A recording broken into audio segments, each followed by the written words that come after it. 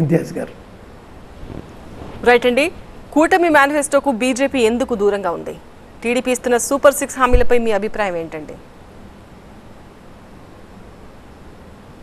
ఇప్పుడు సంజయ్ గారు, ఒక విషయం ఏంటంటే, ఆల్రెడీ మన రాష్ట్ర బడ్జెట్ ఉన్నటువంటి ప్రస్తుత పరిస్థితుల్లో ఇస్తున్నటువంటి ప్రస్తుత బెనిఫిషరీ స్కీమ్స్, ఈ లబ్ధిదారులు ఇస్తున్నటువంటి ఈ ఇవ్వడానికే చాలా కటకటలాడిపోతా డెవలప్మెంటల్ స్కీమ్స్ని కొన్నిటిని ఆపేస్తూ వాటిని పక్కన పెట్టి ఉన్నాయేయో ఇట్లా ఇవ్వటం జరుగుతుంది అని ఎన్నోసార్లు మనం అందరం కూడా దాన్ని విమర్శించాం.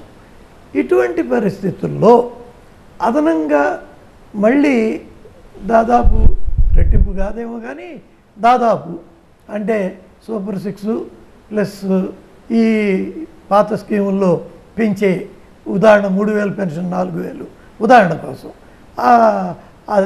అమ్మఒడిది ఇప్పుడు మాతృవందనం ఏదో పేరు మార్చి దానికి ఇద్దరు పిల్లలు ఉంటే ఇద్దరికి అది కూడా అమౌంట్ పెంచి ఈ రకంగా ఇవన్నీ లెక్కేస్తే దాదాపుగా ఎక్కువ తక్కువ డబుల్ అవుతాయి అనుకోండి. మరి ఉన్నాటికి ఇవ్వటానికే కష్టమైనప్పుడు అంతంత ఇవ్వటం, ఇస్తానని అంటాం, అవి ఆచరణ సాధ్యమేనా? సరే, దానికి తెలుగుదేశం ఏమంటారంటే సంపద సృష్టించి చేస్తూ ఉంటారు.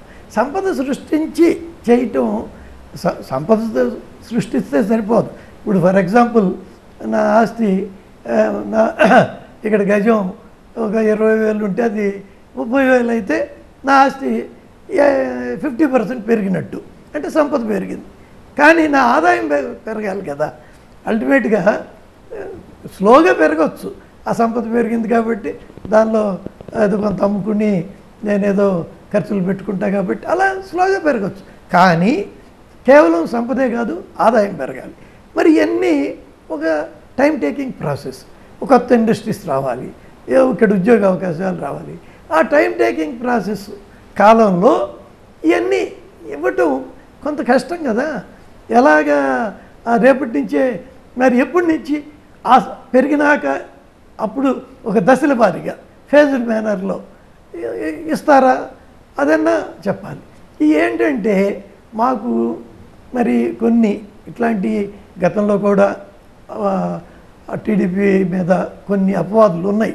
2014-19 మధ్యలో అనుకున్న చెప్పినటువంటి ఎన్ని హామీలు అమలు చేయలేదు అనేటటువంటి. కాబట్టి ఆ దృష్ట్యా లేక రాష్ట్రంలో మరి కొందరు అంటారు కొన్ని రాష్ట్రాల్లో అక్కడ ఉన్నటువంటి భాగస్వామ్య పార్టీలు బీజేపీ కలిసి ఉమ్మడి మేనిఫెస్టో ప్రకటించినాయి, ఆంధ్రలో ఎందుకు చేయలేదు అని కూడా కొందరు క్వశ్చన్ చేస్తున్నారు. కానీ డెఫినెట్గా దీనికి మేము గ్యారంటీ ఇచ్చి మాకు కొంత డిఫికల్ట్ అనేది, కాబట్టి మేము దీనికి కొంచెం దూరంగానే ఉన్నాం.